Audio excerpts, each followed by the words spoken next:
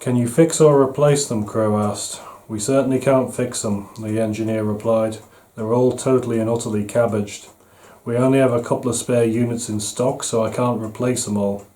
My best bet is to cut the motors off the top of each node, then manually crank them down into position." "How big a job is this?" Crow asked. "It's not big, but it is slow, sir. We can't use a cutting lance in case we toast a node, so we're back to the old-fashioned hacksaw. There's only room for 2 of us in the compartment, so it's going to be a 2-3 hour job." "All right, Chief, let me know if there's any change. Bridge out." Crow turned to Berg. "At the earliest opportunity, we're going to bail the hell out of here. Whoever they are, they're hostile." "Not necessarily, Captain," said a weak voice. Professor Ray unwedged himself from the corner of the bridge he'd been in.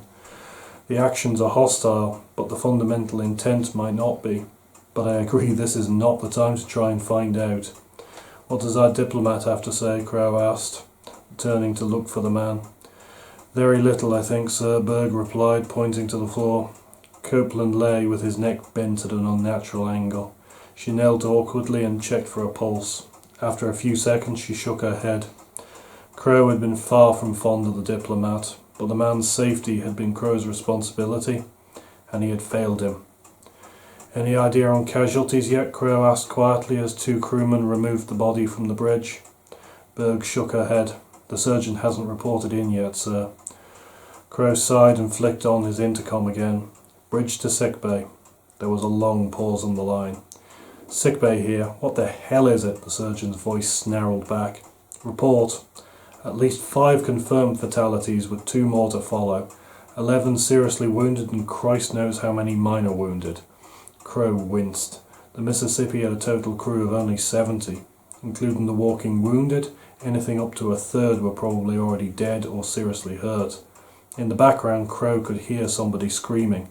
"Damn it, I'm being swamped down here." No, just shut the hell up and give her the morphine. She's had it. Damn it, Captain, I need more assistance down here."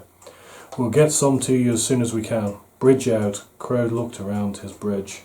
The surgeon had been speaking on an open line, so the entire crew had heard.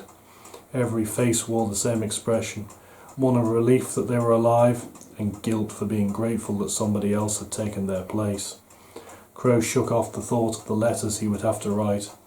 This might not be over yet, and he couldn't afford to let himself be distracted. Right now he couldn't afford to think of them as human beings, only as warm bodies for keeping his ship going. Turning to Berg, he ordered, "Commander, arrange a head count as soon as practical. See what we have left in the way of a crew." "Yes, sir," Berg replied.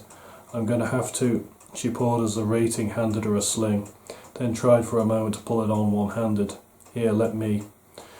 Berg nodded her thanks as she turned to allow him to loop it around her neck, then carefully lifted her useless arm into the sling. "You were saying?" "I'll need a lot of extra hands to flesh out my damage control teams."